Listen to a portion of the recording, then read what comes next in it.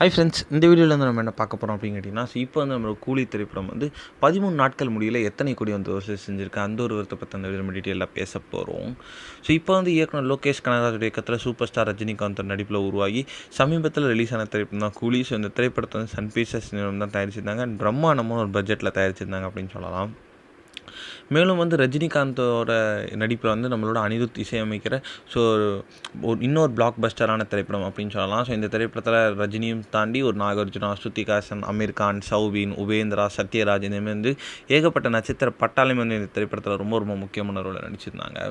So ரசிகர்கள் பெரும் எதிர்பார்க்கப்பட்ட இந்த திரைப்படம் வந்து ஒரு கலைவான விமர்சனம் பெற்றுச்சு அப்படின்னு சொல்லலாம். ஸோ ஒரு தரப்பு மக்கள் நல்லா இருக்குது அப்படின்னா இன்னொரு தரப்பு மக்கள் ஸோ சில குற்றச்சாட்டுகள் திரைப்படத்தின் மீது இன்னுமே வந்து வச்சுட்ருக்காங்க அப்படின்னு சொல்லலாம். ஸோ 13 நாட்கள் முடியல கிட்டத்தட்ட வந்து 520 கோடி வரைக்கும் வந்து வசூல் செஞ்சுருக்கு அப்படின்ட்டு சொல்லப்படுதுங்க. ஆனால் இதற்கான எந்த ஒரு அஃபிஷியல் போஸ்டரும் வரலை அப்படின்றத வந்து ரொம்பவே ஆச்சரியப்பட வைக்குது.